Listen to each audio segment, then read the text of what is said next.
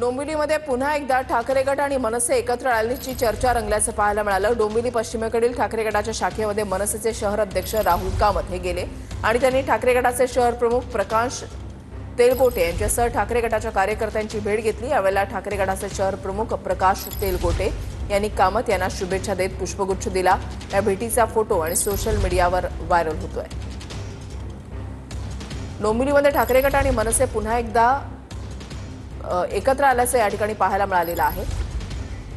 दोन्ही पक्षाच्या पदाधिकाऱ्यांच्या भेटीची आता राजकीय वर्तुळात चर्चा सुद्धा सुरू झालेली आहे। आगामी निवडणुकांच्या दृष्टिकोनातून कार्यकर्त्यांचं सुद्धा हे मनोमूल्यन होत असल्याचं पाहायला मिळतंय। ठाकरे गटाच्या शहर प्रमुखांकडून पुष्पगुच्छ देत शुभेच्छा देण्यात आल्या।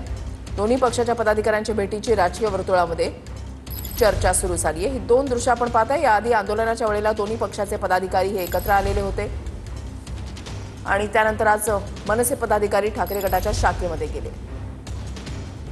राज ठाकरे उद्धव ठाकरे दोन बंधू एकत्र येणार असल्याच्या चर्चा सुरू झालेल्या आहेत। त्या संदर्भातले सकारात्मक संकेत सुद्धा मिळतात। मात्र पुढे काय होणार आहे पाहणं महत्त्वाचं असेल।